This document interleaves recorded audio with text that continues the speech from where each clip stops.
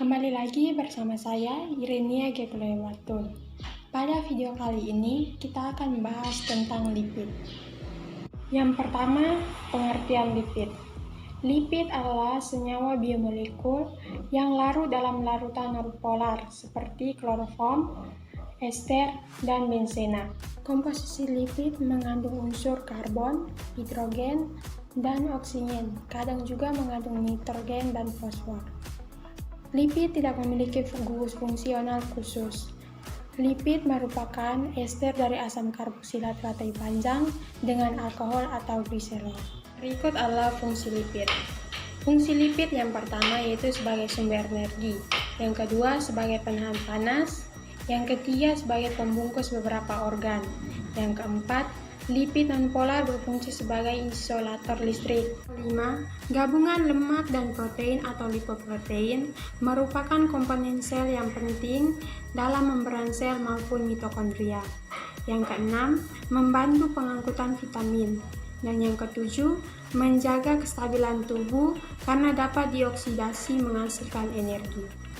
Yang berikut adalah jenis-jenis lipid utama. Yang pertama, triagliserol. Yang kedua, lilin. Yang ketiga, fosfogliserida yang dibagi menjadi fosfatidiltelolalamin, fosfatidilkolin, fosfatidilserin, fosfatidilnostilol, dan kardiolipin. Yang keempat, sphingolipida dibagi menjadi sphingomyelin, cerebrosida, dan gangliosida. Dan yang terakhir adalah sterol dan ester asam lemak. Berikut adalah contoh struktur dari gliserol tambah 3-phase ation sama dengan triserol tambah air. Dapat dilihat pada slide ini.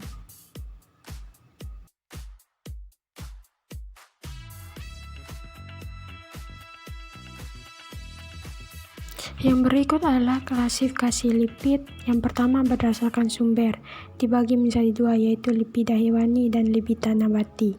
Lipida hewani berasal dari lemak hewan seperti lemak hewan, butter. Sedangkan lipida nabati berasal dari tumbuhan, contohnya margarin, minyak kelapa, dan minyak kedelai. Yang kedua berdasarkan dapat tidaknya dihidrolisis air atau disaponifikasi. Dibagi menjadi dua. Yang pertama, lipid yang dapat disaponifikasi, yakni memiliki satu atau lebih gugus ester. Contohnya lilin, lemak netral, fosfolipid, dan glikolipid. Sedangkan lipid tidak dapat disaponifikasi yaitu steroid. Yang berikut adalah klasifikasi lipid menurut Bohr yang dibedakan menjadi tiga yaitu lipida sederhana yang meliputi lemak lilin, yang berikut lipida majemuk yaitu fosfolipida, glikolipida, sphingolipida, lipoprotein, lipida campuran lainnya, dan yang ketiga lipid turunan yaitu asam lemak, gliserol, steroida, aldehid lemak, dan benda keton. Yang pertama yaitu lemak. Yang dimaksudkan dengan lemak di sini ialah suatu ester asam lemak dengan gliserol. Gliserol ialah suatu trihidroksi alkohol yang terdiri dari 3 atom karbon. Jadi setiap karbon mempunyai gugus OH. Satu molekul gliserol dapat mengikat 1, 2, atau 3 molekul asam lemak dalam bentuk ester yang disebut dengan monogliserida atau trigliserida.